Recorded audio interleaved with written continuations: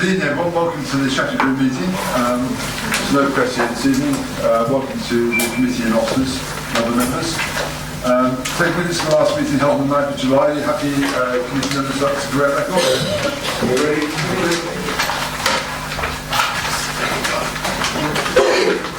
Apologies for absence. Alan Chandler, are there any other apologies?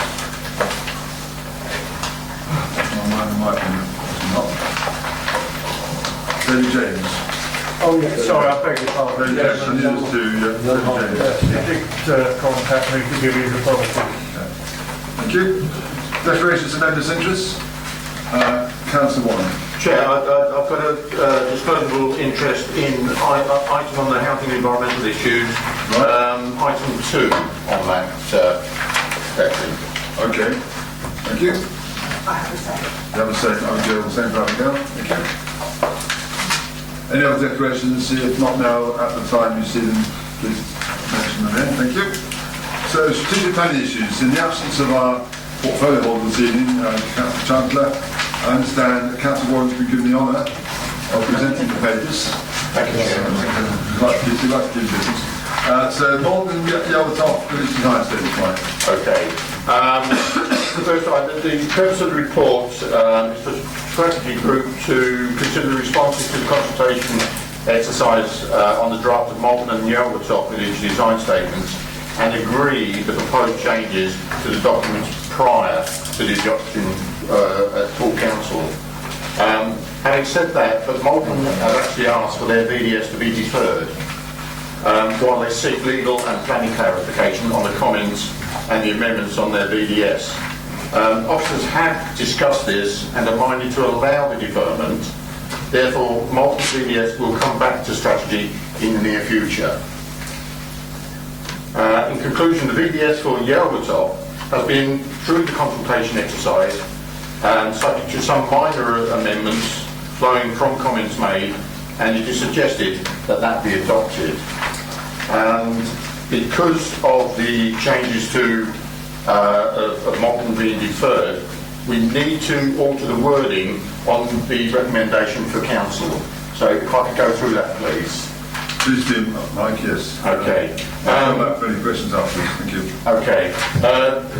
That it be recommended that that the proposed changes to, and then we cross out the Malton Village Design Statement, yeah.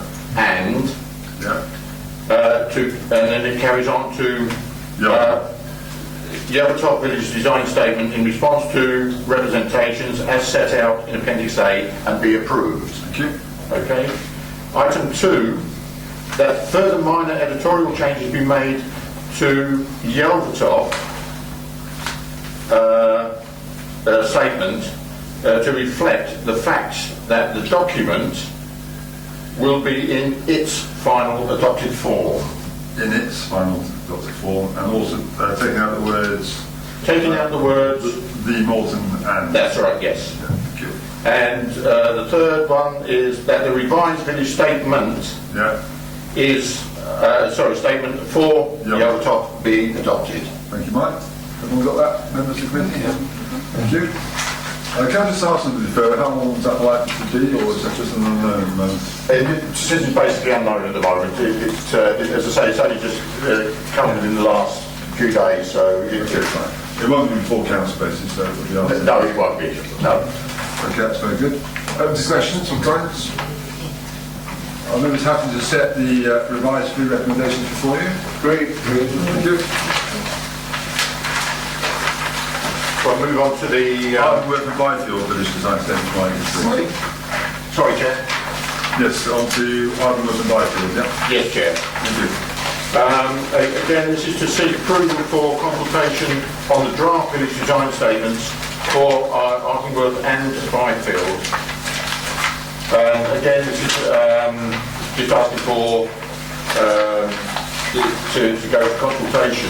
The village design statements are a useful way for the communities to be engaged in the future of their community. Both Arkenworth and Byfield parish councils have worked with officers to produce documents which can now be formally consulted on.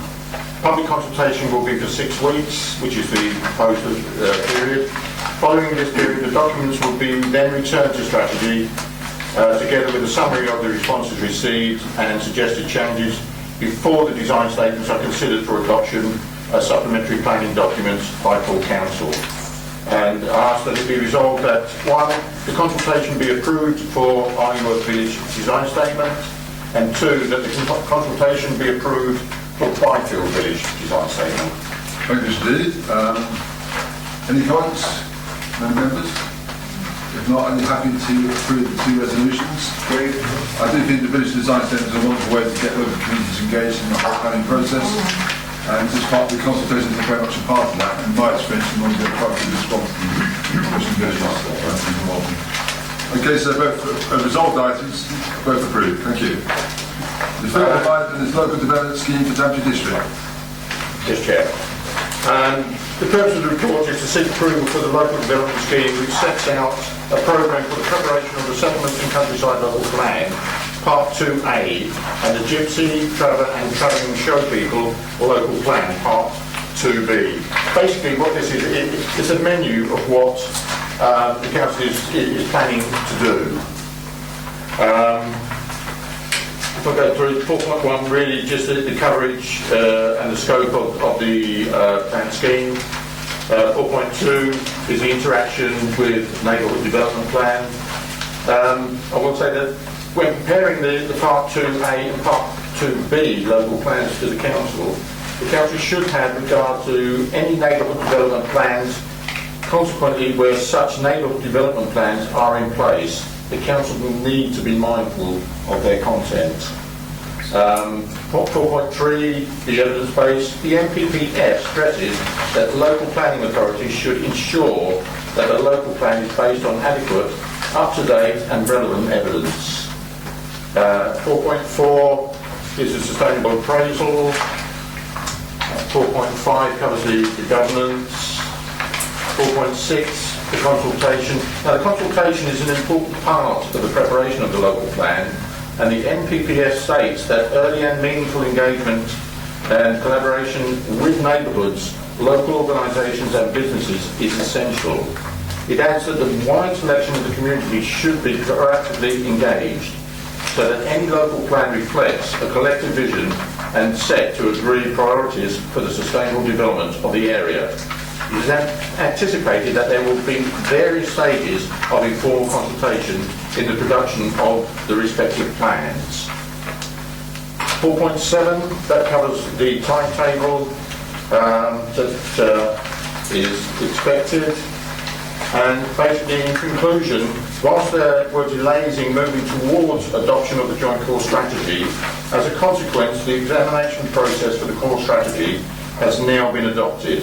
The council therefore has an up-to-date local plan in place and as urged by the government.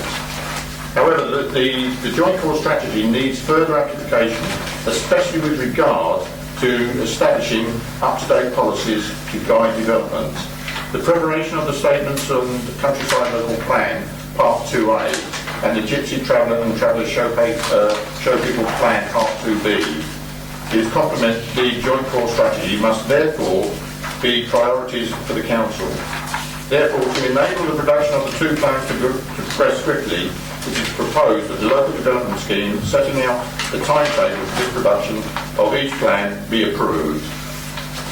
And I ask for it be recommended that 1, the proposed local development scheme Appendix A1 be approved and take effect from the 1st of October 2015, and 2, that the council be asked to extend the purpose of existing steering group to include the Gypsy Traveller and Travelling Show People Local Plan Part 2B and the Housing Supplementary Plan document, and 3, that the council be asked to nominate members for the steering group, if possible, include the leader or deputy leader, strategic planning portfolio holder, housing and environmental health portfolio holder, chair of the planning committee, and 3 other members reflecting the geographical distribution of settlement size of the district. Thank you, Chair. Thanks indeed, Mike. I just looking at the Gypsy Traveller and Travelling Show People local plan on page 121. Due to corporate implications, we are actually working with Kettering Borough Council as part of that process. I know they're part of the Water Passenger Joint Planning Unit, but obviously we have specifically met with Kettering because there's many cross-border issues there in this area at the moment, so it's quite helpful to have that process going on, which I know you're involved with, Mike, as well. So. That's right, Chair, yes. Thank you. Open to discussion, Councillor Paul. Yeah, thank you, Chairman, for allowing me to speak, not being a member of your committee. Item 3, the discussion regarding other members reflecting geographical distribution. Yes. I don't know whether I qualify, being a member of the JPU, to be part of that team. If I don't, then I would like to put my name forward to represent the interests of Daventry town and that geographical area. Thank you, Councillor Paul. What I was going to suggest tonight was just to ask people here if they had an interest in being part of that, and we can take the decision for council in 3 weeks' time. So I think that's the best way of handling tonight.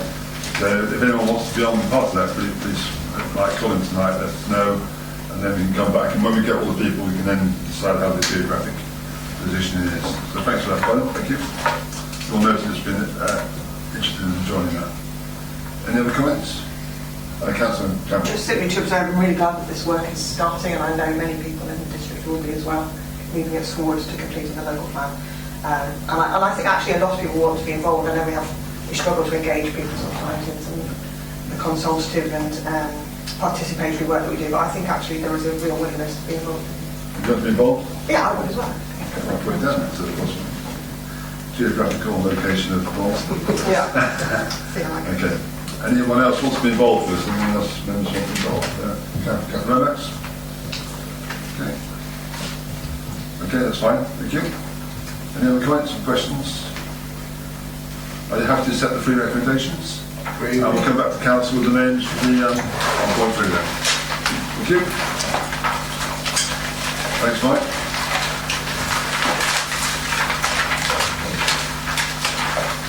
What's you again? Housing and environmental health issues. Public space protection order, enhanced dog control powers. Yes, thank you, Chair. The purpose of this report is to replace the 3 existing dog control orders with a public spaces protection order.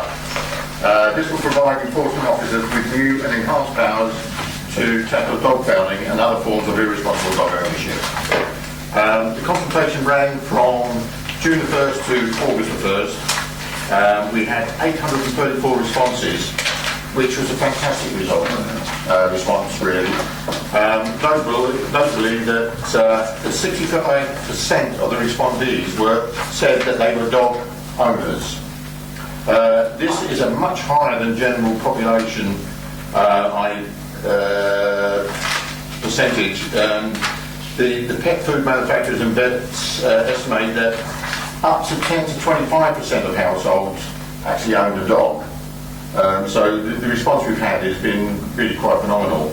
Therefore, it's important to carefully consider where opinions of dog walkers and non-dog walkers differ. Most suggestions were really well supported by both dog walkers and non-walkers. Least popular suggestions were was keeping dogs on a lead at the country park, but also noted that this is the area where dog walkers and non-walkers' opinions differ the most.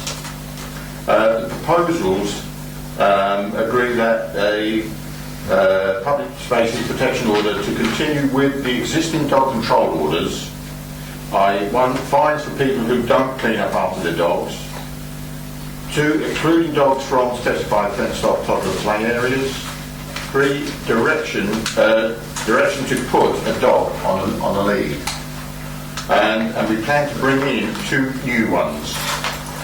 Dogs on a lead in one small Pacific area near the CAF at the Daventry Country Park, and fines for people who don't have the means to clean up after their dogs. And the increase the fine to £100. Subject to Council's approval, the Public Spaces Protection Order will commence on the 1st of December and last for 3 years.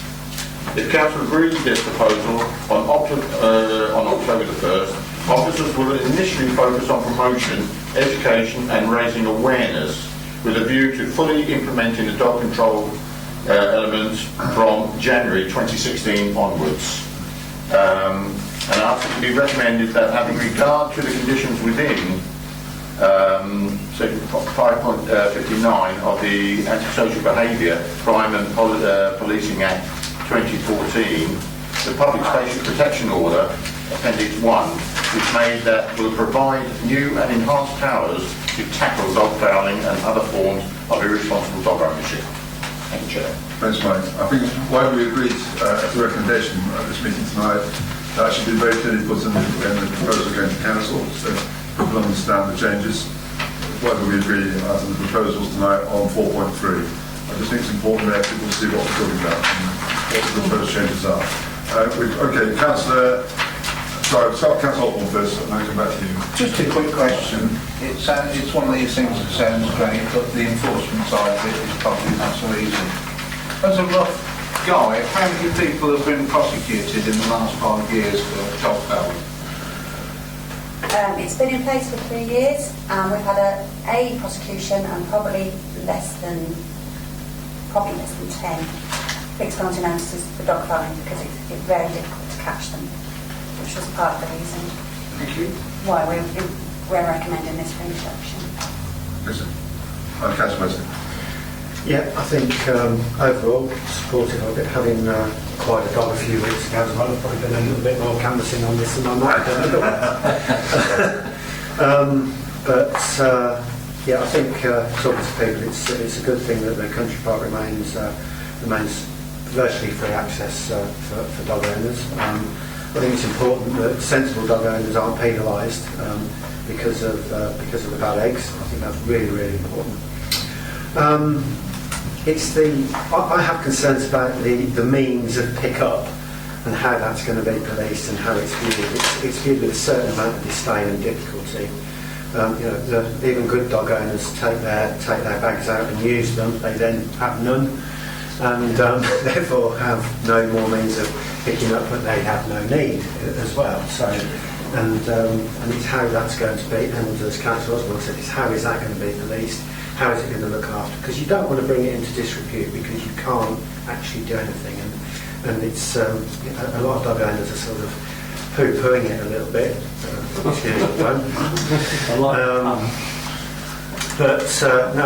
think that there is a danger there. You're putting something in place that we can't actually do anything about. The other concern, the other sort of thought is, why is it just a country park? I mean, as a new dog owner, I think there's probably, for instance, Borough Hill is far worse than the country park for people not clearing up on them, in my experience. And there's various other bits and pieces that you do see when you're about where it's actually more important. I think as a council we need to not just focus on one area, but we need to seem to be looking at everywhere. And I think. Maybe if there is a plan to go forward, a certain plan to go forward, and sort of say this is what we're going to do. But it does seem a little bit odd that it's confined to that point, and at what point does it start and stop, etc., etc. Thank you, Councillor Wilson. If I can come, your first point about the actual bags, I think this is where the education side comes in, and I think it's just a matter of getting the point over to the dog owners to come out with more than one bag. And it's not a problem to carry 2 or 3 bags. I think there will be sort of a honeymoon period where the education will come into it and for that. And as far as additional areas, it's a proactive scheme. It's something that if there's another area within the district, it's something that can be brought back to council, and it can be, additions can be made, or changes can be made to the areas that within the scheme. So at the moment, it's just purely the park. But if there's a problem elsewhere, that can be added to the order. Maria? And I would like to reassure members that we haven't got jobs worth as officers, the people that go out and do enforcement of this and the other fixed penalty notices, do so sensitively. We've talked about education and promotion, and we will, for example, be focusing on approaching dog owners who have just arrived with their dogs, for example, or just got out of the car or what have you, because then that would be more reasonable than if we know they're getting back into their car having just been for a walk. So we will be very sensitive around that.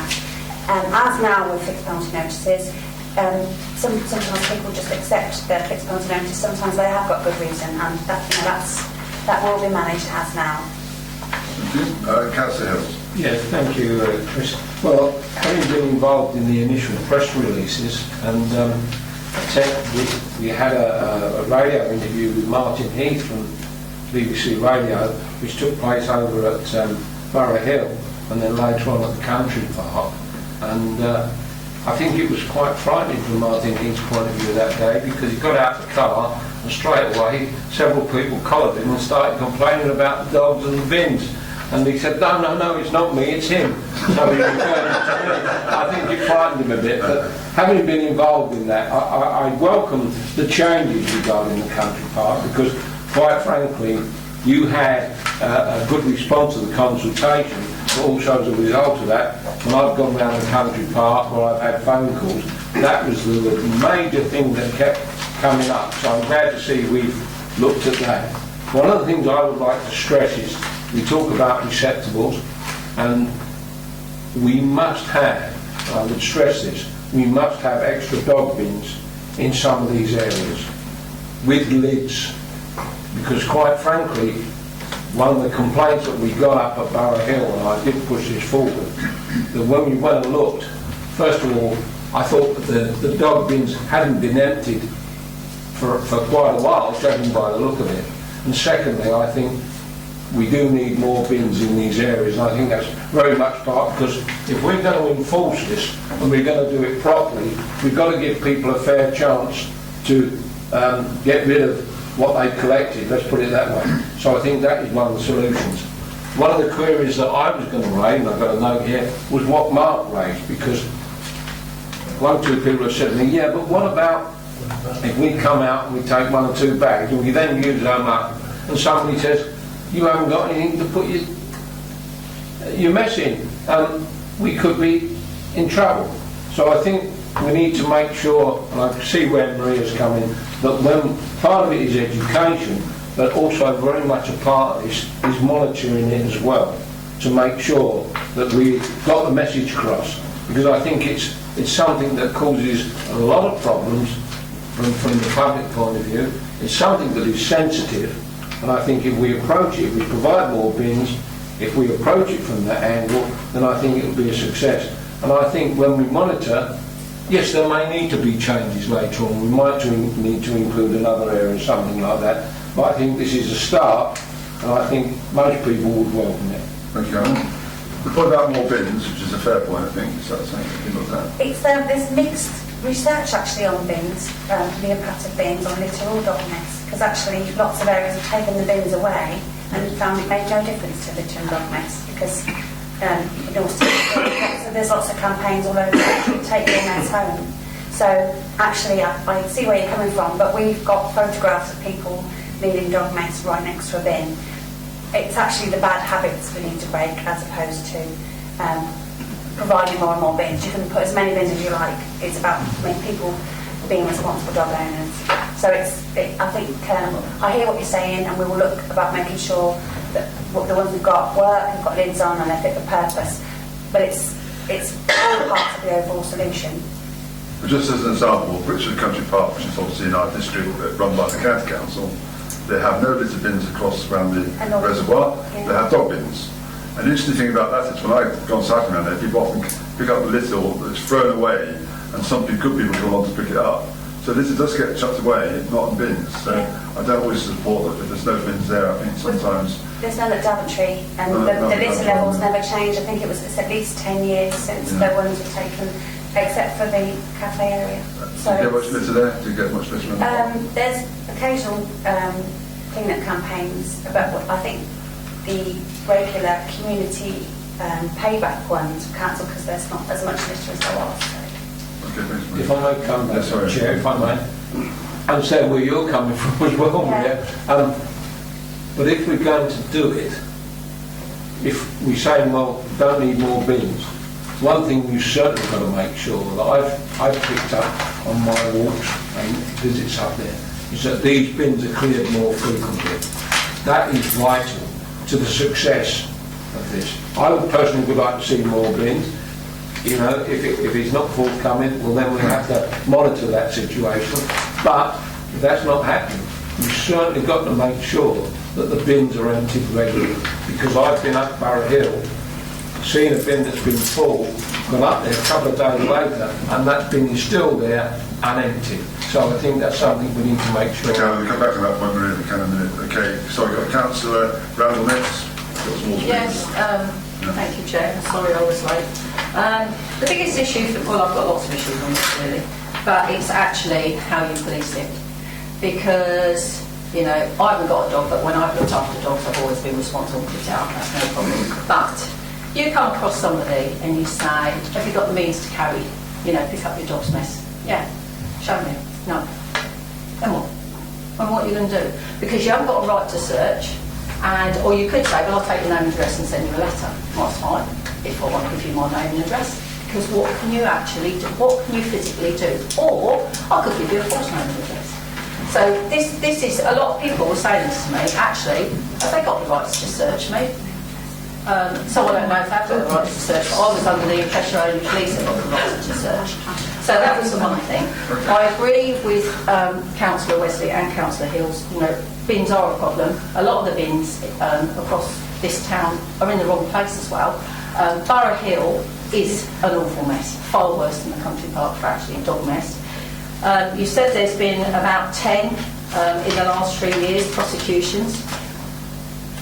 Is that what you said, 3 years? Yes. Where are these dog wardens? Because you know what? I have never seen one around.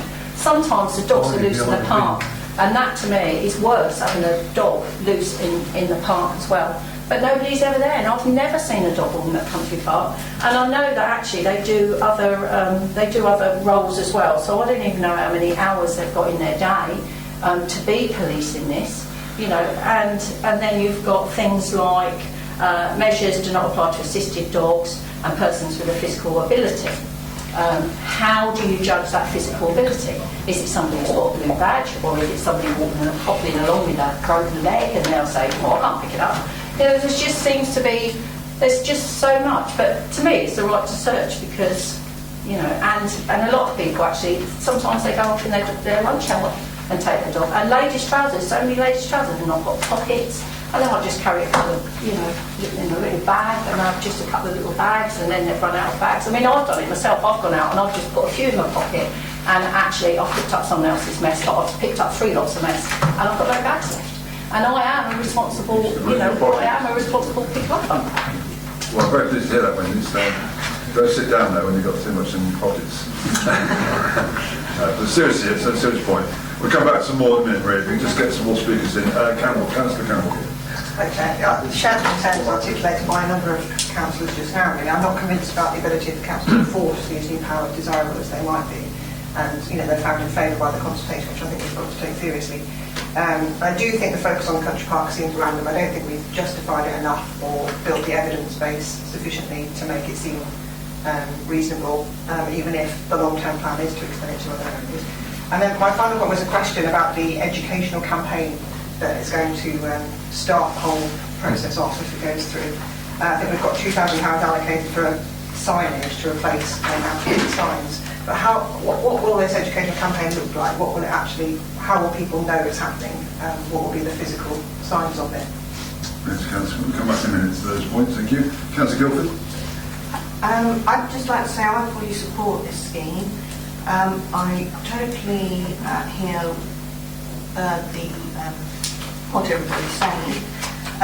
It's been very difficult in the past to actually prosecute under the old legislation. It was just not fit for purpose. I welcome this change in legislation, and you probably hear you know, that going forward there will be more prosecutions which will help. Yes, we've got to get the education right. yes, I hear what you were saying about the bins. I'll take note and go away and talk about that and talk back. But I really think this legislation could now make a difference. Thank you, Councillor Guildford. Councillor Paul? Thank you, Chairman. When I was a kid, not too distant. Go back a long time, mate. Yeah, but, keep Britain tidy, take your litter home. As a non-dog owner, why should my portion of the council tax be used to take other people's, I nearly said the word then, home? I'm totally opposed to the bins. If you've got a dog, if you want to walk it in public, then you take the mess home with you. Disappointed with the situation regarding Leeds at the country park. I feel that it should be the whole of the country park and, as mentioned before, probably the whole of Borough Hill. Purely and simply the number of children running around there, and my grandson who runs around there every week with the leisure centre is harassed by dogs running after them, snapping at their legs. Fine. Councillor Osborne may remember the lady that came to this chamber who talked about poo trees. And what the devil are the poo trees? Well, the poo trees are adjacent to her property in the other side of the district, where people have picked up dog's poo, put it in a plastic bag, and as they walk past the tree, they hang it on the tree. Yeah, instead of taking it home. You know, countless times in this chamber, I have come back to you and said, I'm sick to death of coming back from the continent to England and looking at the amount of garbage and rubbish hanging around. This is part of it. You know, why does a supposedly responsible dog owner get to a bin that's full and then leave it on the ground by the side of it?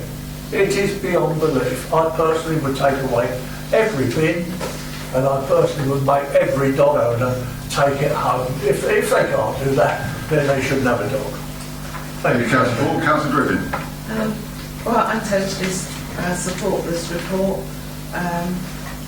If you remember, over the many years, I think I've been here about 16, we've always asked the public what are their main concerns, and it's always been dog violence, litter, speeding traffic. It's never changed. I think Wendy has hit the nail on the head with regard to awkward people who will never wish to conform and want to cause as many problems as they possibly can, and will make difficulties, but I hope they're in the minority. It's strange what Colin said about the bins. Actually, he does have a point there. I mean, you should, if you've got good plastic bags, take it home and make sure it goes in your own bins. But it's a service we have to provide because people expect everything done for them these days. And as for the wardens, I think on 2 or 3 occasions I've had to phone the dog warden. They've always responded immediately and been very, very helpful indeed. And actually, in the report it does say that they go around in plain clothes and use unmarked vehicles so that it's, you know, they can do a better job on pouncing on people. But yeah, I fully support this report. I'm glad that we're making an effort, you know, to do a better job. Thanks, Councillor Griffin. Councillor Patrick? Yeah, thank you, Chairman, for allowing me to speak. On my travels around the world and around everywhere else, around country parks, some councils, they provide plastic bag dispensers next to the poo bins, so that there's then therefore no reason for them to carry bags other than, you know, they take a couple before they go for a walk and they pick up and then come back, and the cost is, I'd imagine, quite minimal. And normally it's the parish council that deals with things like poo bins and things. I mean, why can't we pass it off to the town council as something they could look at? Rhetorical question, yeah. Okay, that's fine, that's fair enough. Councillor Osborne again. Yeah, Chairman. As a parish chairman, we find that when we want an additional bin in their parish. We asked Daventry and they tell us you can't have another one because we can't afford to put any more bins in your parish. Now that has happened for the past couple of years. And what happened to me recently was I had a phone call from a guy at Butby Wharf that was in Long Butby's parish, but the poo bin is, if you know the new inn on the A5 at Butby Wharf, it's in Norton's parish. And it hadn't been empty for weeks and weeks and weeks, and it was overflowing down the side. So I phoned up the council, and it was done the same day. In fact, the chap came back and said, fantastic service. But then another 4 weeks went by, and the same situation arose again. And I had to phone up the council again. This was last week, the second time, for the same bin overflowing. So clearly the system of empty one is not working perfect. Certainly they work in the villages, in my village there's no complaint, but that one certainly don't get emptied, and having to phone up twice running, there's something wrong. And please could we have some more resources so that if a parish wants an extra poo bin, and I do believe they're useful in parishes, that they can have one, because I know it costs to empty them. Thank you, Steve. I've had some experiences. I have to say they normally respond very well in the council when you phone up to try and get the query sorted out. Yeah, Any enterprise do all this, and normally, but the point about the second time going, second time same bin. but normally in my experience they do like them, and hopefully it doesn't occur too often. That Councillor Howard. Yeah, I just like to say I do support the paper, and I'm very impressed with the amount of people that have responded. It's great that people start to respond to some of these consultations. £2,000 to change some of the notices seems a lot. Land farms changed within the last 2 years. They're not in the right place, they're not big enough, they're not visible enough, and they're the wrong colour. They need to be in your face. Majority of people that go into any marketing area take a shop, for instance, Asda, anywhere, Argus. Nobody looks at signposts. Nobody looks at things right in front of them. So I don't know what we can do by spending £2,000 because people won't look at these signposts. I think the fines are nowhere near sufficient. If you're going to fine somebody, you might as well make it worthwhile, so that actually people are actually embarrassed. We do need to name and shame. I did have one gentleman that was named and shamed in Gusher, but I don't think that's enough. I do support putting dogs on lead in certain parts of the country park. The dogs are meant to walk freely. People throw balls and sticks with their dogs, and I, for one, would not put my dog on a lead unless it was in a children's area or where there's an eating area. Anywhere else, I'd be happy to put my dog on a lead, but not on the country park and not on Moor Hill, because dogs are there to be run free. Thank you, Councillor. And I do become public then. Thank you, Steve. Councillor Paul. Yeah, thank you, Chairman. I'm really concerned that, we talk about the nanny state, and here we go again, Councillor Patchett said, well, we've put disposable bags by the side of the bins, and at the end of the day, all we're asking is for people to be responsible for their own mess or their own animals' mess. Now, that's not too much to ask.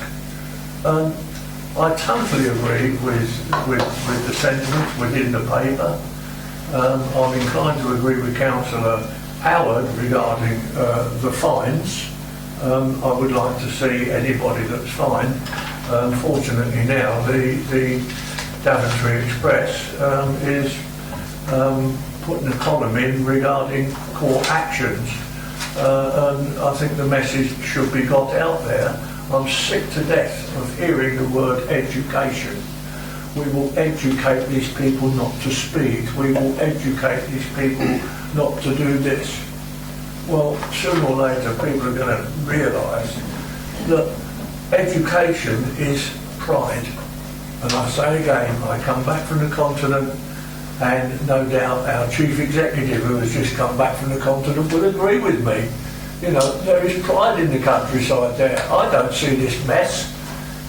We are lazy, we are a nanny state, and we should look after our own business, shall I say. Thank you, Chair. Thank you, Councillor Paul. Come back to Maria, or sorry, do you want to come back when you say? Yeah. All I was going to say is, that obviously I've got my can of dog food spray. Yeah, you're and actually, you will find that And I know it's really sad, but you do get to know, you recognise the same poo. It's really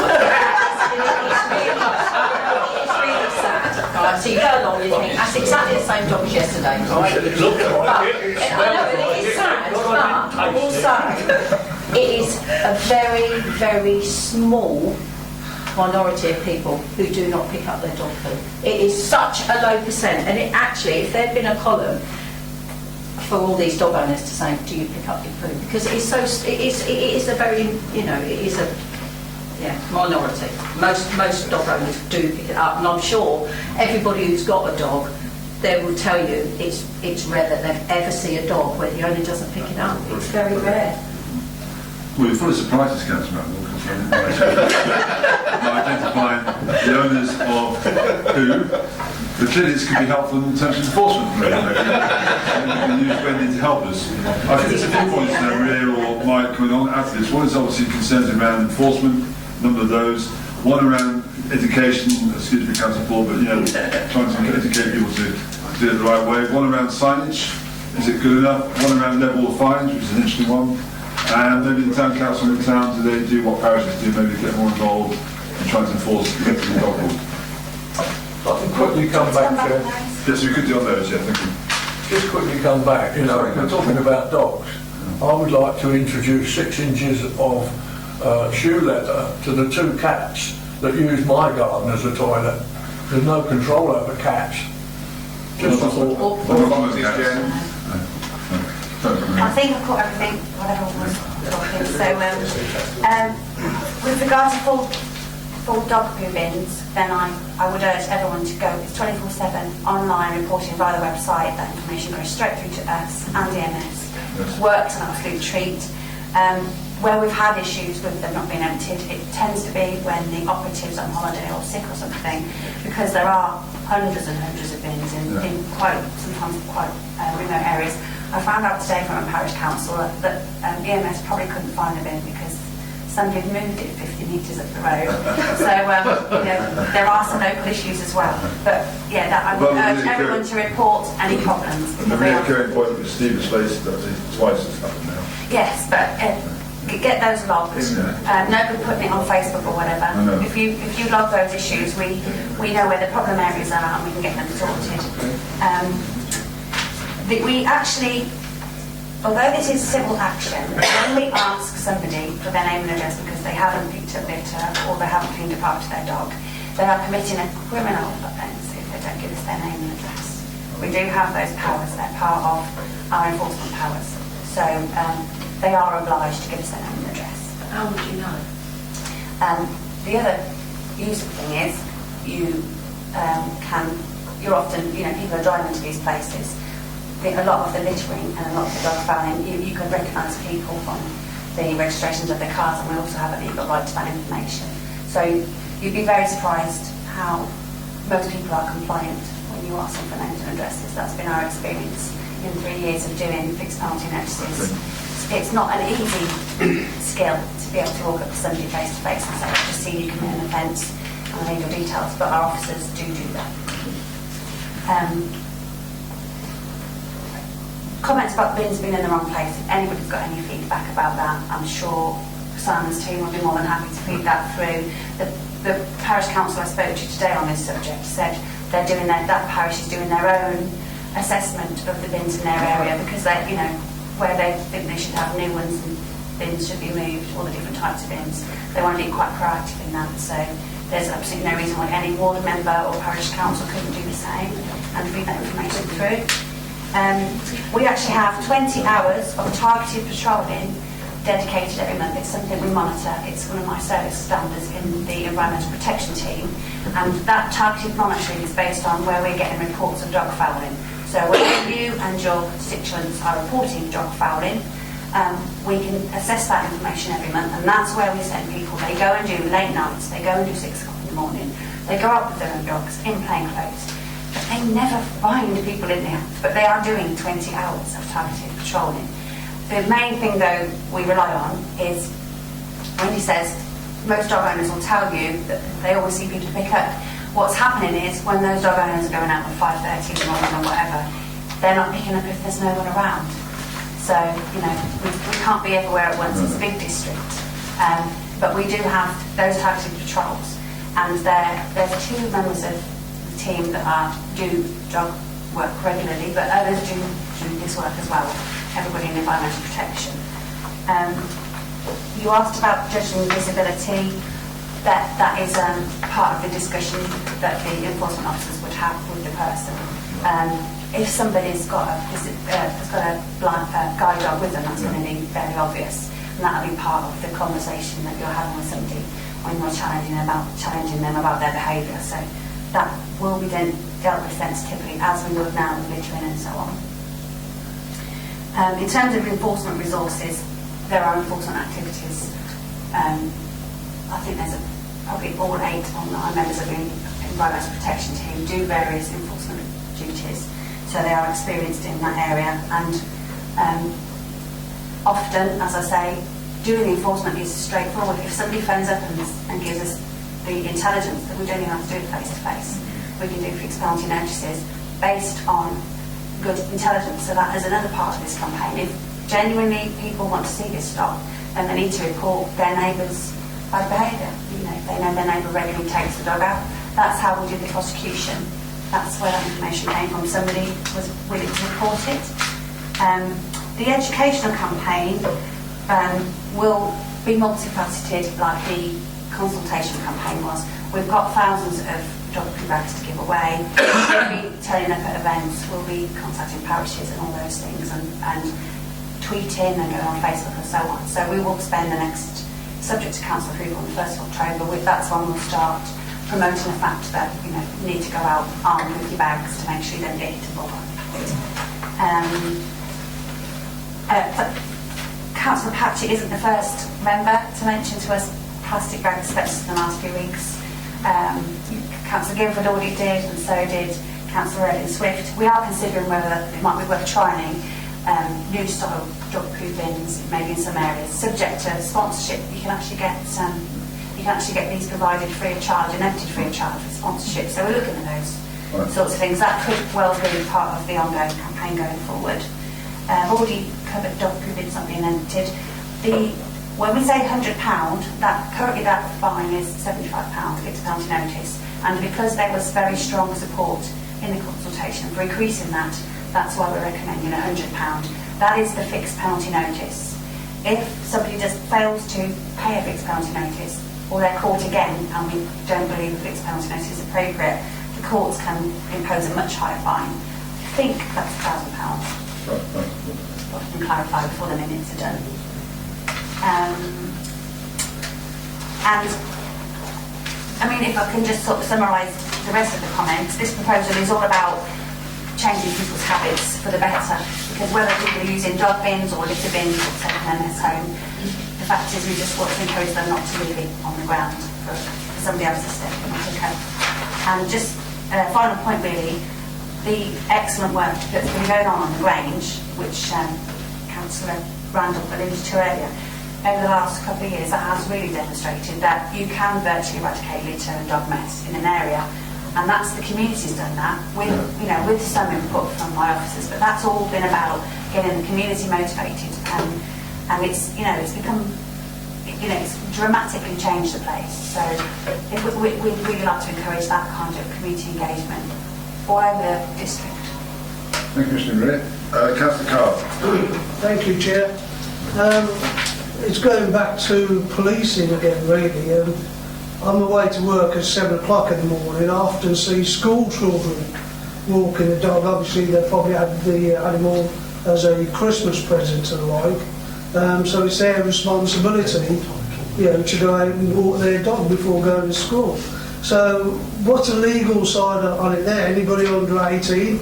Are you going to fine the child or the parents? Or how do you stand if the parents give the child the bags but he doesn't use them? Instances like that.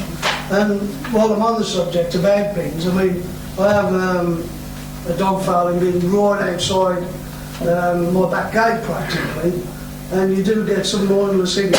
I think it's quite funny to empty it and lob it over into my back garden, you know. But, you know, I still think there's a need to be there.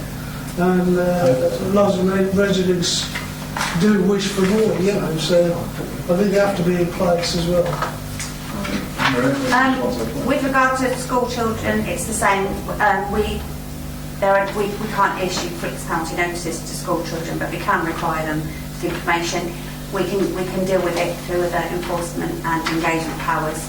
If a child, somebody under 18, is committing any offence, then there are things we can do with other agencies.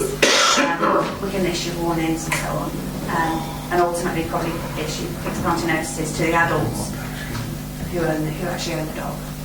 Thank you, that's great. Thanks, Councillor Carr. Point about town council, of course, Councillor Randall can maybe take that one back. As your mayor of the town, about the issue maybe the town could do more town council. I would say actually that some people are saying that the council should be running the whole town, so that means taking over the whole of the country part and everything in here. So, you know, I don't think you just want to take over a dog poop. You know, the amount of precept you've got, I think you could, but there you go. Thank you. Well, the truth is, Wendy, we have actually offered for you to take on services and you haven't come back to us. Not me. I wasn't. Well, you're on the town council, wasn't you? We ought to try again then. Well, I've got to come back if I want to. Get serious about it. Once you're saying it, another doing it. I'm sure we'll be in talks. Okay. Any more on that? If not, can we agree the recommendation before you? Very fascinating debate. For the interest, dog farming is a big issue across the whole district, and so it's probably just what I hope the debate tonight. And to see if this approved the council that moves forward. I guess we're in monitoring process. Sorry? Not from me, no. I think it's amazing that we spent all that time on dog poop when something like the local communities plan, which affects every parish quite seriously, and the future of that parish went through a few seconds. Yeah. I just find it. Okay, I realise why, but you know why, yes. Yeah, I know why, but I find it a bit. Okay, thank you, Steve. That's approved. We'll move on to the housing and environmental health issues. Working arrangement for future housing group. Councillor Warren's attending interest, and so is Councillor Campbell.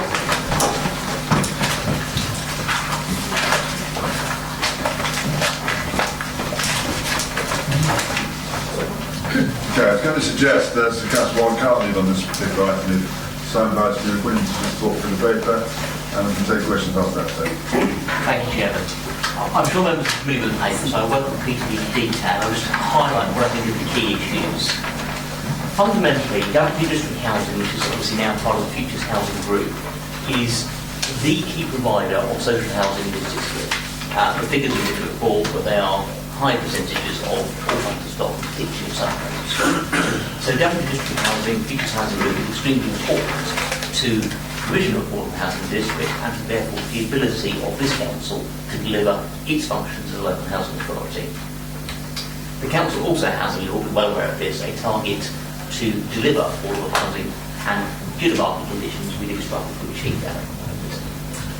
A little while ago we were approached by Futures Housing Group to look for a change in the relationship we had with Daventry District Housing, both in the way we relate to it and the way it is governed.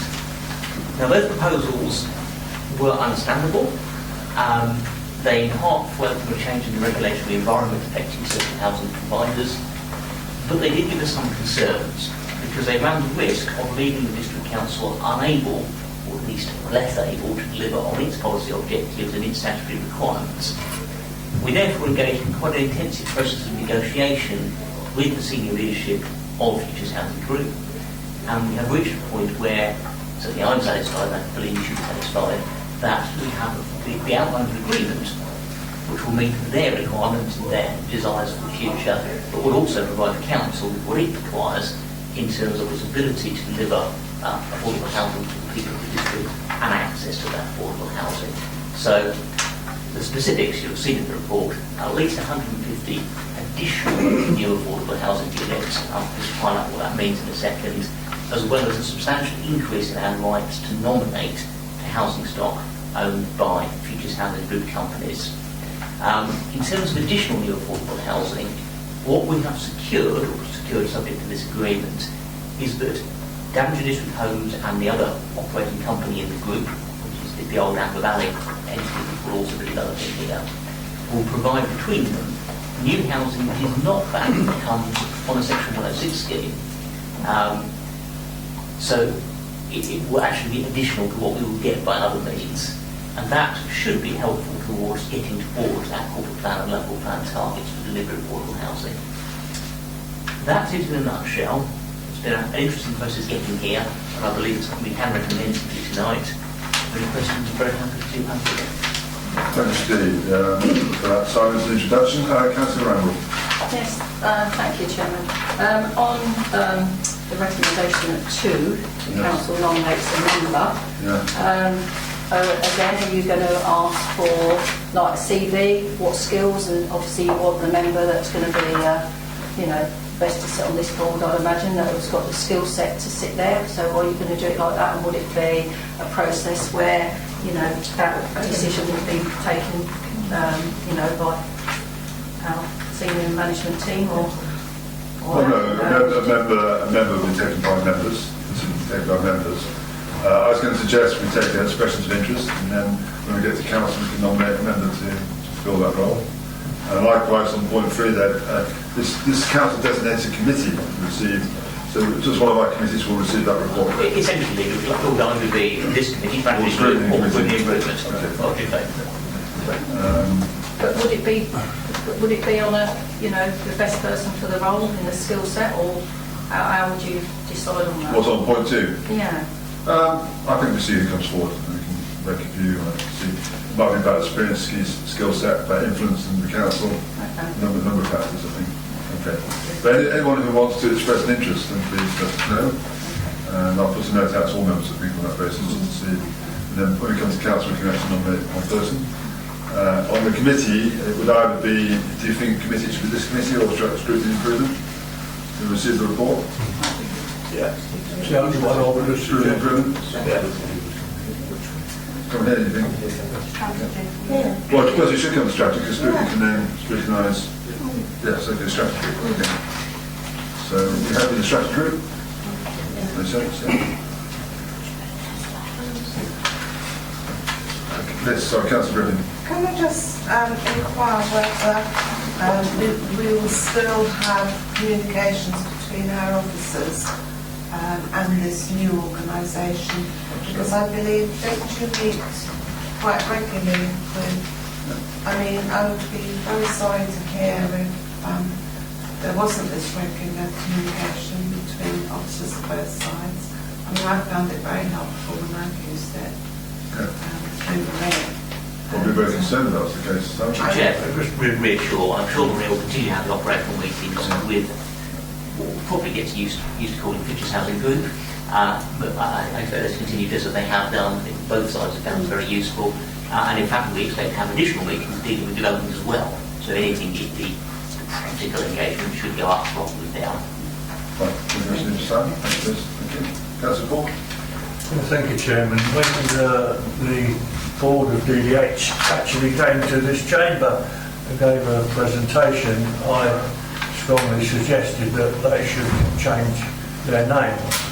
At the end of the day, Amber Valley followed Amber Valley as a council. They've now changed their name to Futures. There is a lot of confusion out on the street with regards to DDH and DDC, and people get the blame in DDC for the wrongdoings of DDH. So I would strongly suggest that a name change. There are parts of the report, if you bear with me, Chairman, I find on 4.3 the regulator required a more professional board membership. One is reminded of 2.4 million, but we won't go down that road. DDH could demonstrate a board level of competence. Secondly, the group wishes to engage in more development activity. They've said at the Affordable Housing Committee that they will want to get into house building and selling. I'm concerned that we do have a right within the company. DDC's approval to further change its constitution, but DDC's contractual right to prevent such a change is not absolute. That part of that concerns me. And below that, the proposed changes did not include what it calls the Insight Committee. And again, I think there's need for clarification there.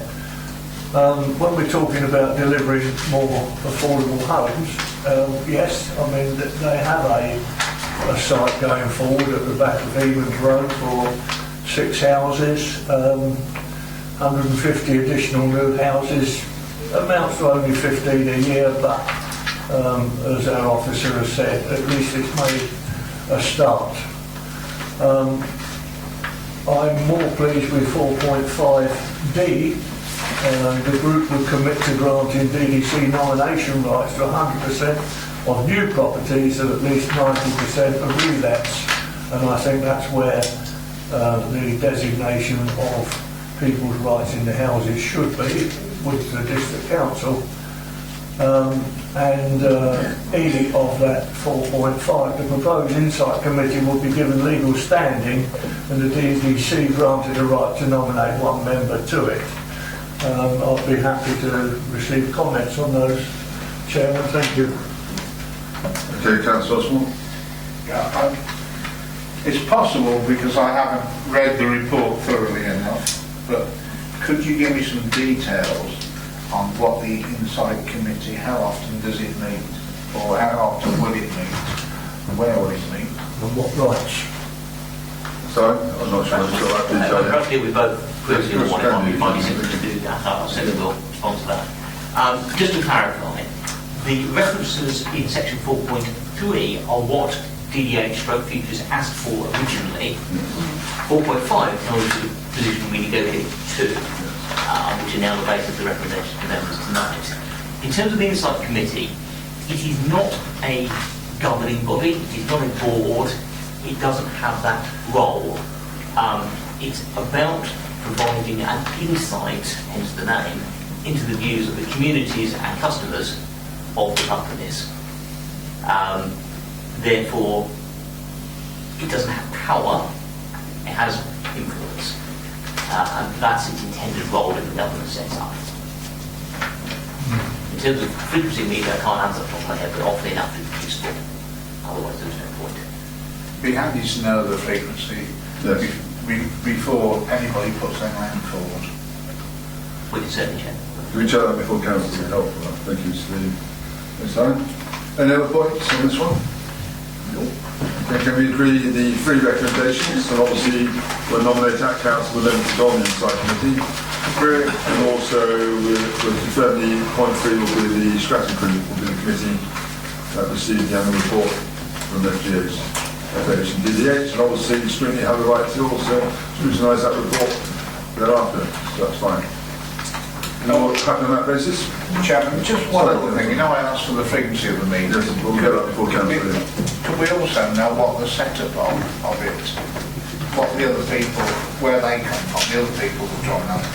Chairman, I certainly can. I do have that information. Yeah, okay. Because that would be interesting to know who you're with. Well, hopefully the council's rolling on that information. Thank you, Steve. Okay, thank you. So we have to agree with the 3 recommendations? Agreed. Thank you. Let's go back in.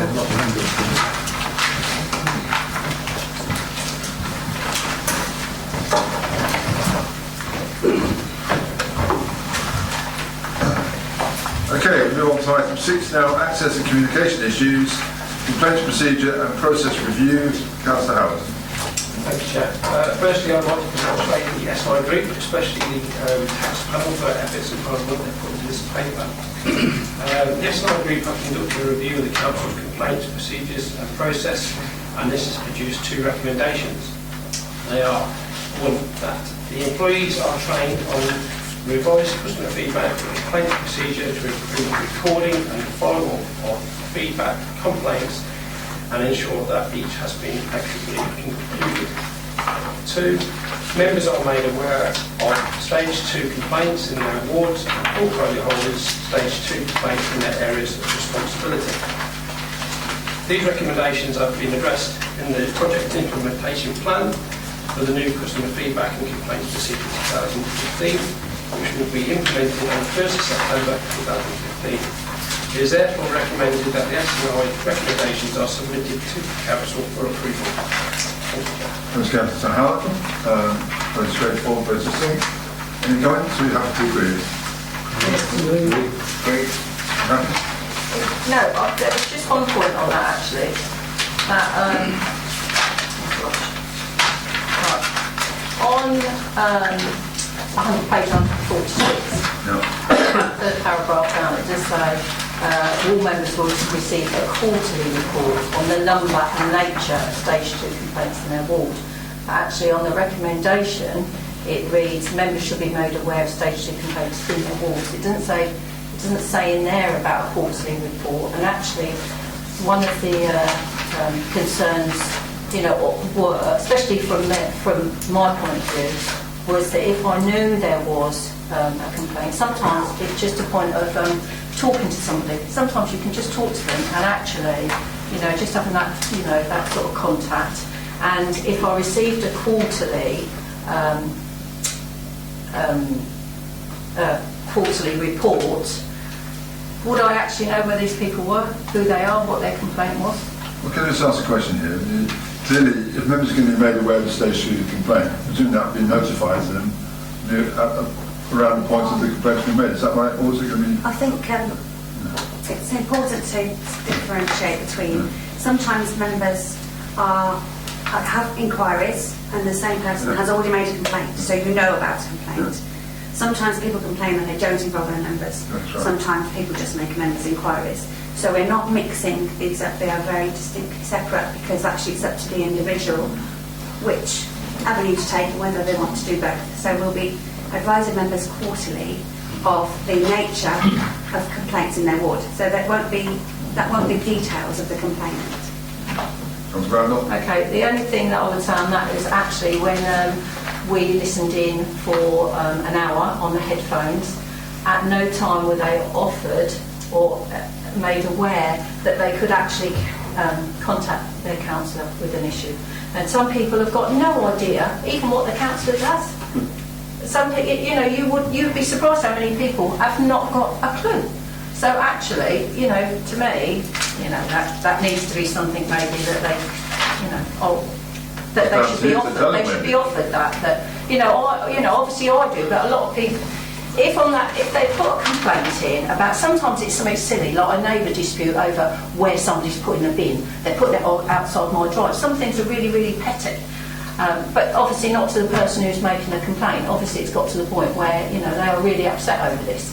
And but at no point was that they ever offered that, this is something. Have you ever thought about getting in touch with your counsellor over this? But it's only need to get in touch with the council to contact the council first. Normally I get the complaint to me first.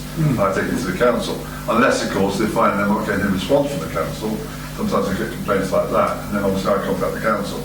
I can't see what the issue is, because if I have a complaint in my ward and I don't know about it, it's dealt with by the officers. It doesn't matter to me, particularly. But if I find out in the court of reports about it, that's fine. That's okay. I don't need to be involved up to that point. But then what is that going to show then? That you might have three stage 2 complaints in your ward. So then what is the purpose of that then in that case?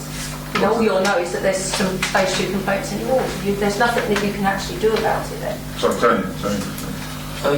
I think just having been through this debate at Scrutiny Improvement, that there was a recommendation put through by the task panel about having members involved within the complaint process. Scrutiny Improvement chose not to bring that, not to accept that recommendation. And Scrutiny Improvement's recommendation was that members should be made aware of complaints. And that is, as Councillor Howard has explained, is the recommendation put forward this evening. So the nature of the complaint will be actually shown in the report. Okay, then. Councillor.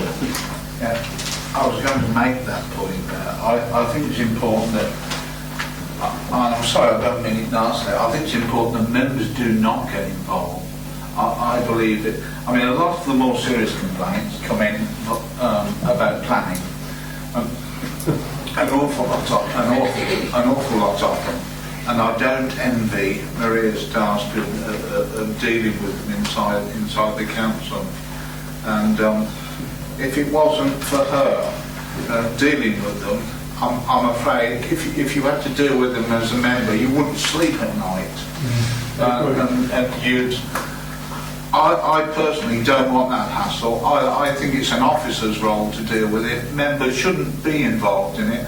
Members should be aware of what's happening, but I don't see any involvement of members. I think it's a purely officers' thing to deal with. It's management. It's not policy.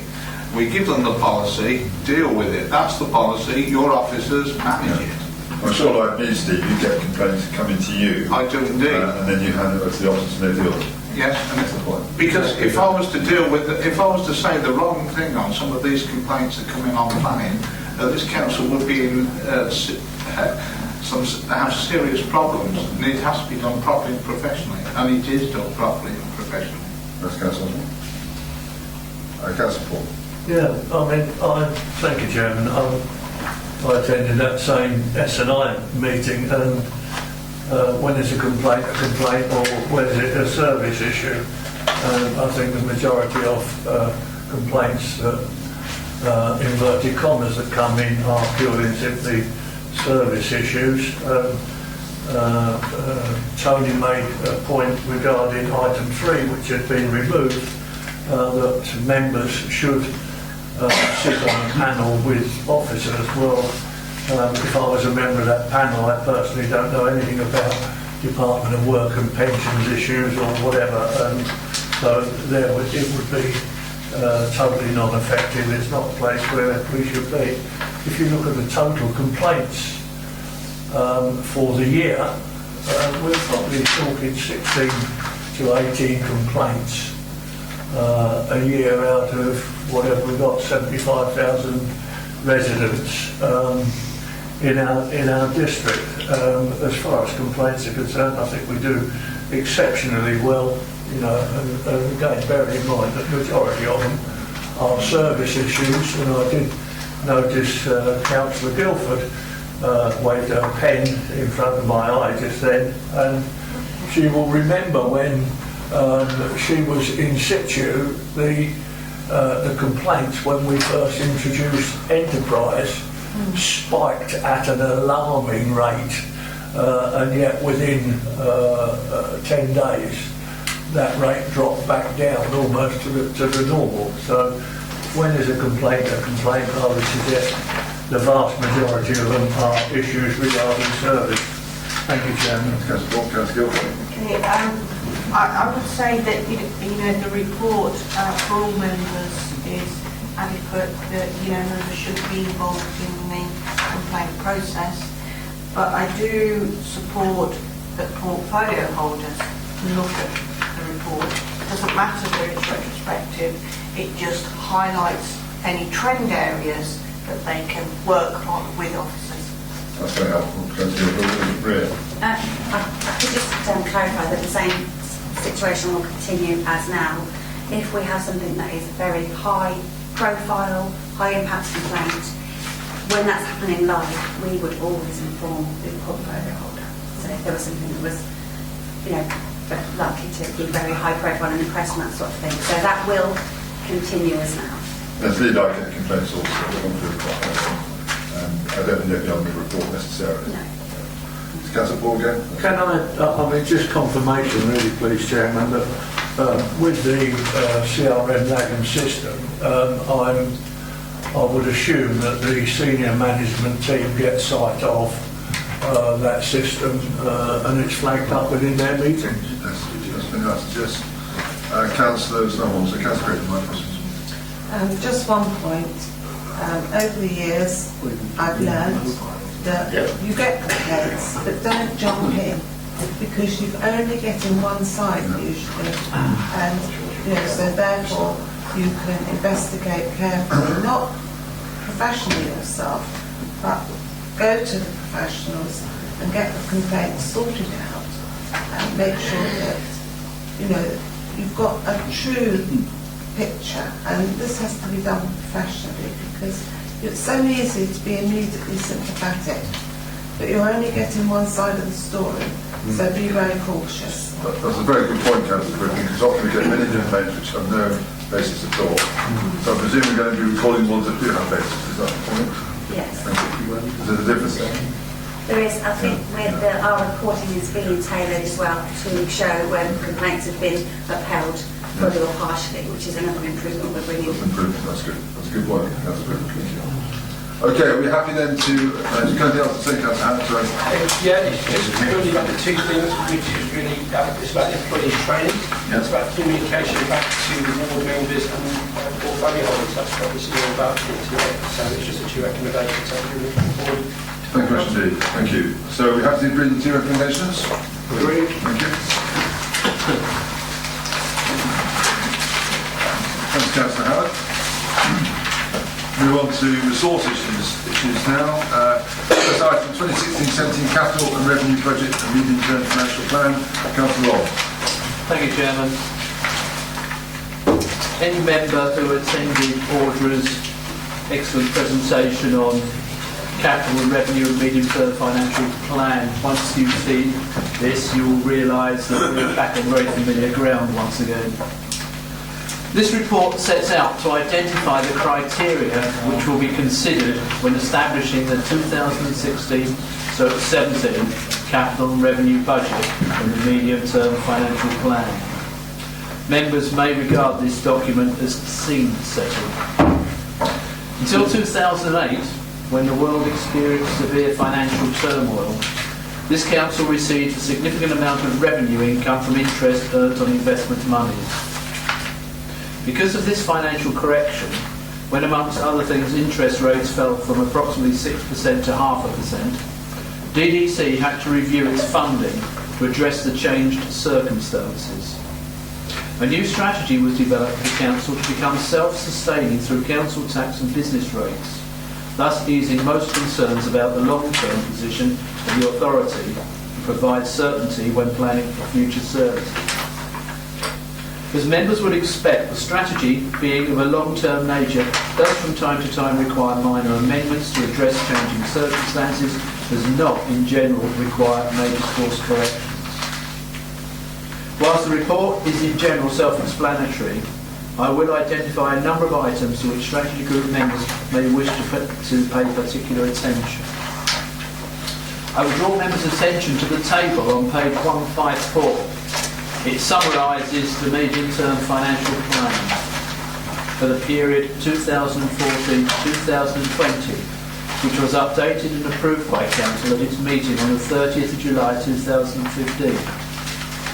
I would like to make it clear that whilst the figures are favourable, members should be cautious in that there is a high reliance on new homes bonuses and non-domestic rates, both of which are subject to change on the basis of government policy.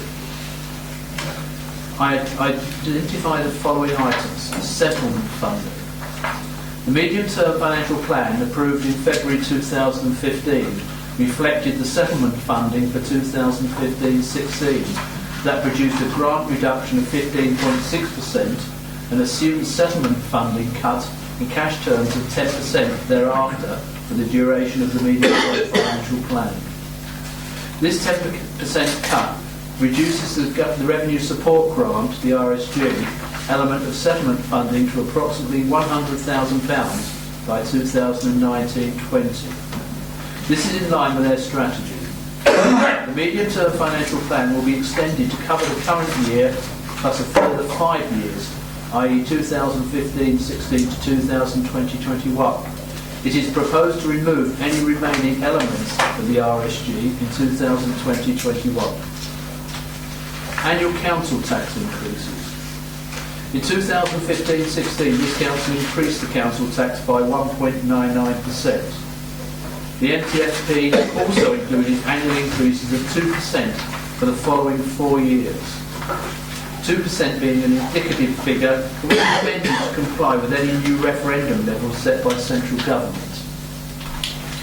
On existing policies, our revenue and support grant, the main support for funding from government, is projected to fall by more than 80% by 2020. By increasing the council tax in 2015-16, this council acknowledged that becoming sustainable through council tax and business rates, as stated previously, would ease some concerns about the long-term position of the authority. It would also enable the council to maintain control over our own ability to fund investment and provide the certainty required should we need to borrow in future. Replacing the loss of the revenue support grant we tentatively expect by 2020 would require an increase in council tax of around about 14% by that date, or a little more than 2% per annum. Item 3, 2016/2017 budget plan. Please could I draw members' attention to page 161 of their papers, Appendix A, which details the 2016-17 budget planning, financial strategy, principles and issues. Growth bid criteria, capital and revenue. May I also bring to members' attention the growth bid criteria which appear in your papers on page 157, section 4.19. The election team restructure. Individual electoral registration, IER, has meant a radical change to the electoral registration process. Its statutory basis comes from the Electoral Administration Act 2013. The process is time-consuming and can involve several contacts with each elector. Postal voting has also grown. Out of an electorate of 60,000 residents, Daventry has over 10,000 registrars for postal vote. This requires additional administrative work. In the light of the foregoing, the current structure of the elections team has been reviewed in order to provide a fit-for-purpose service which can respond to the increasingly busy election timetable over the next 5 years and incorporate the increased demand that IER brings. The existing and proposed structures are published on pages 158 of your papers at section 5.4. The above proposed changes, coupled with the associated increase in cost for supplies and services to accommodate IER, result in a growth bid of £5,388 for 2015 and 16, and full year effect for 2017 is £81,552. Due to the variable nature of elections activity from year to year, underspends from low activity years will be allocated to an elections reserve to meet higher costs in high activity years.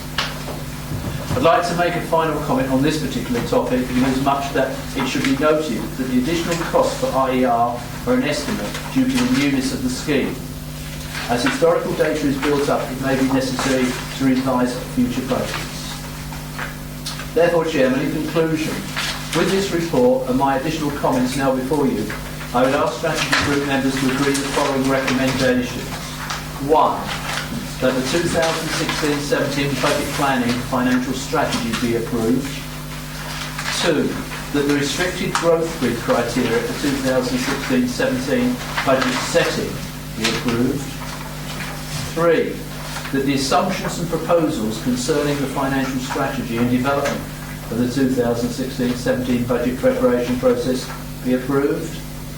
Item 4. That the revised budget projections incorporated into medium-term financial planning be approved. And lastly, 5. That the growth bid for the elections team restructure likewise be approved. My report. Thanks, Councillor Long. We're highlighting also when you look at our council tax level compared to the national average for districts and boroughs, we're well below that. That's worth pointing out in terms of our efficiency. We are a small, efficient council. We have a very good staff core here, and I know members really respect that and respect all the hard work that goes on. I think the interesting point at the moment is a strong lobby at the moment under the devolution agenda that councils should be given the freedom to select their own level of council tax increase, if any. And I think we support here as a council, but obviously, we never like the idea of central government, whichever parties in control, trying to demand upon us what the level should be. But at the moment that's the system. There's a lobby going on to try and change that. Whether it be successful or not, we don't know. Apart from that, I think the paper's a really good one, Chris, and I was going to say, Audra had some very independent feedback today about your excellent presentation last night. Will that be given out to all members sort of by email? Is that possible? Was it a PowerPoint or was it? I understand as part of the development of members and there's a dedicated part on the website. So can members be made aware of that? If I may, Chairman, all development sessions, members' development sessions, the papers are posted on Darknet and can be accessed through that. Mine might be helpful for last night. That's very helpful, thanks. Yeah. Open for any other comments or questions? Councillor Griffin? Yeah, 7.3 on page 159 looks as though they're going to have interesting meetings in October and November with these possible growth items. Well, let's remember to get involved in that. Yeah. That's good. Councillor Rosie? Yes, it's a little bit peripheral. On the elections cycle with the increased costs and expansion, does that have ramifications, implications for the parishes and the town in terms of the charges that are made to them? Is there more contribution coming in on their election charges, or is that just a thought? If I may respond, Chairman, it will have very little difference actually to the costs that are passed on to town council and parish councils. The bulk of the additional budget is required for electoral registration as opposed to election system. Okay. Councillor Randall, second one. Oh, yeah, thank you.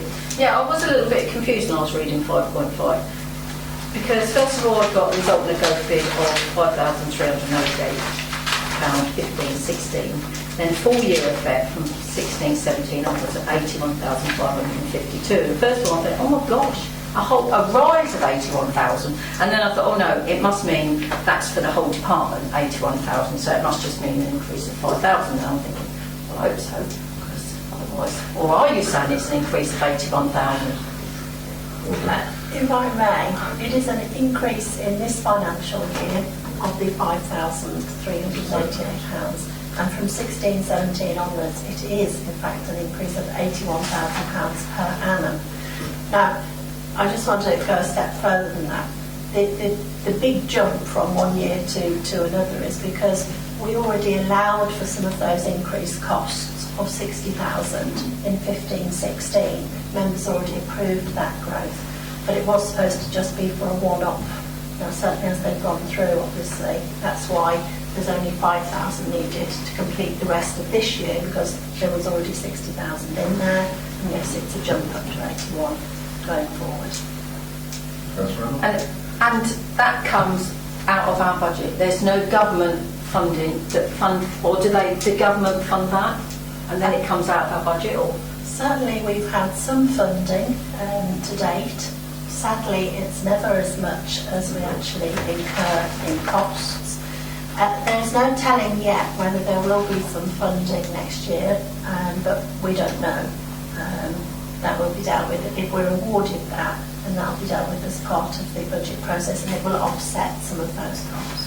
So I've got another question then. Does that mean then that it will stay at that amount? Because obviously it says up here about, the admin work is a lot year on year, so does that mean it's likely ever to drop down, or if it stays at that? Tony? Yeah, if I can answer that one. The issue we've got is that we're going through transition from the old electoral registration system to IER. Government left the option open of carrying the transition on either to the end of 2015 or the end of 2016.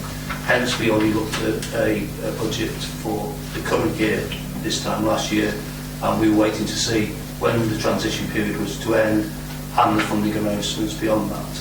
What government have said now is that the transition will end in December 15, but they haven't announced the funding beyond that. Okay. Councillor Paul. Yeah, thank you, Chairman. A couple of comments really. I would like to reiterate what you said about our 151 officer. In 10 years of attending such training exercises, I think it's probably one of the best that I've ever sat in on, and I'm sure Councillor Eden will agree with me, and now she's getting all upset. I was also accused of making a point last night, Chairman, with regard to how the investments in our town have assisted towards our income and assisting in keeping our council tax down, etc., and our heads above water. I don't think I was making a point. I think for a small market town we punch well above our weight, and I think every time we need to make that point, I think we should. Thank you, Chairman. Thanks, Councillor Paul, agree with that entirely. Councillor Campbell. Oh, thank you, Chair. My main point has been covered already. It was about the availability or otherwise of government grant for the election, the IER. Then just a minor point still on elections, what the difference was, to clarify what the difference was between an election officer and a visiting officer, what the role is, how the role has changed or will change. Yes, Chairman. The visiting officer was primarily around the canvas arrangements, so when we send the forms out, we need to follow up on door knocking to actually encourage people to register. It's a busy team in this council, actually. All these parishes, districts, counties, European. Councillor Gilbert. I just wanted to say that I remember attending a presentation, I don't know how long ago, where the officer came out and said it wouldn't impact on us, what monies it would cost. Everybody's laughing, I know. We would find those monies. And we did challenge him on the night. But maybe something, I don't know, but it's a classic case of, like everything else, the changing the system, it has operational effect, it incurs our charges. Fair point. But he did promise on the night. You were there, weren't you? You were all there. You did promise, yes. Was that in stone?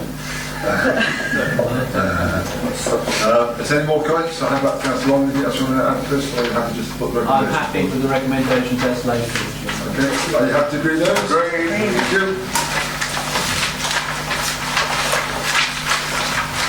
Move on to our last paper this evening, which is the annual review of the council tax reduction scheme. Councillor Long. Thank you, Chairman. Annual review of council tax reduction scheme. There is a requirement under the Local Government Finance Act 2012 that for each financial year, each billing authority, Daventry District Council is a billing authority, must consider whether to revise its scheme or to replace it with another scheme.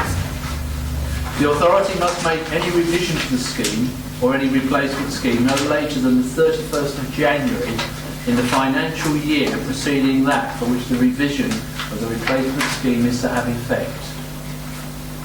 The final decision on whether a scheme is changed must be a decision of the council, and this in practice means that a scheme must be agreed at December Council to meet the 31st of January deadline. The purpose of this report is to undertake the annual review of the Daventry District Council Tax Reduction Scheme, CTRS.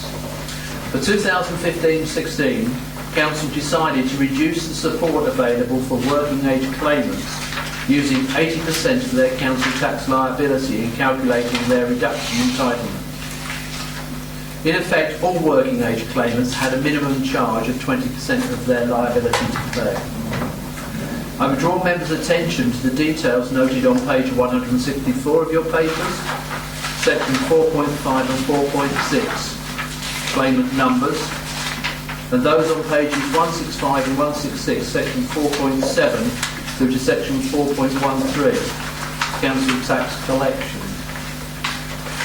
The decision taken for 2015-16 council was taken following significant debate in this chamber. For historical background information to the detail in which that decision was taken and for scene-setting purposes, I would, amongst other documents, refer members to the Strategy Group papers of 4th of September 2014, SG 040914. The current CTRS maintains protection for all vulnerable groups by using the Council Tax Benefit Scheme rules for the calculation of entitlements. Those entitlements included in the existing scheme are detailed once again on page 164, section 4.4. When considering any revisions to the CTRS for 2016-17, I would ask members to take into account the following. 1. Changes to housing benefit rules announced in the summer budget, as detailed in section 4.14 in this report. Changes to the welfare benefit cap from 2016-17, detailed at section 4.14 in this report. The changes to tax credits from April 2016, detailed at section 4.16, and finally, the rollout of universal credit, as detailed at section 4.17. At this point, I would remind members that the proposed welfare changes still require confirmation by Parliament. 3 options are proposed in the paper for members' consideration in respect to the 2016-17 Council Tax Reduction Scheme. Option 1 is no change. Option 2, removal of family premium for new claims and the restricting of backdating claims. And option 3, increasing the liability cap to 25%. To conclude, as members will now be aware from the document in front of them and my presentation, there are currently a considerable number of unknowns when trying to make a decision on this subject. For this reason, the proposal being put forward is to agree option 1, no change. This will allow time for full data for the first year of the current CTRS scheme to become available and allow a detailed review to be undertaken in order to better understand what the impact on increasing the liability cap from 8.5% to 20% has been. I therefore ask members to agree the recommendation that no change is made to the current council tax reduction scheme, which is as per option 1. Thank you, Chairman. Thank you, indeed, Councillor Long. It's a very good paper, this actually. It was a long debate last year and quite controversial in some respects. I think the proposal going forward from my perspective is a very sensible one at this stage of proceedings.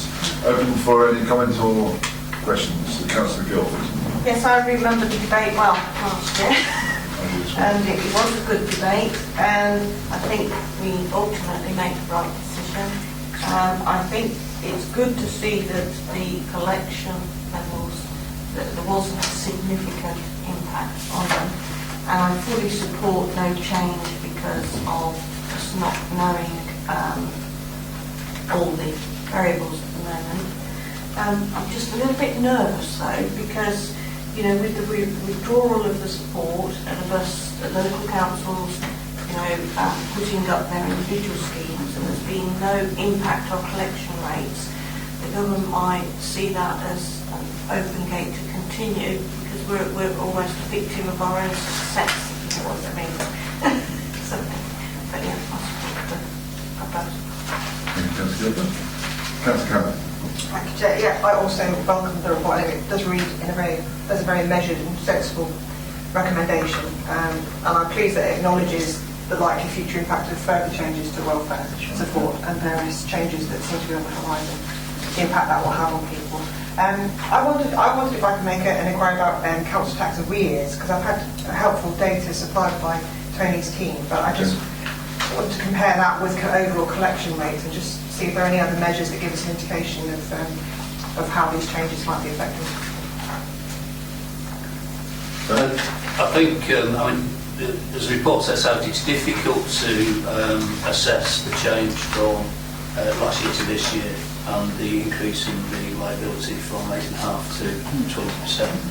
However, we do show paragraph 4.12 that collection levels this year so far are quite encouraging. So we're not seeing a drop-off, certainly in the early part of the year, that we might have be worried about with the increase in the liability cap. I think we need to be careful looking at the arrears figures just in relation to council tax support. I haven't got the figures in front of me, Councillor Campbell, but I believe what we supplied was overall arrears figures, and there will be some backdated liabilities in there. Thank you. Any other comments or questions? If not, you're happy to agree the resolution before you? It's the recommendation. My apologies. There you go. Thank you. Concludes this evening's meeting. Thank you for your attendance. Thank you.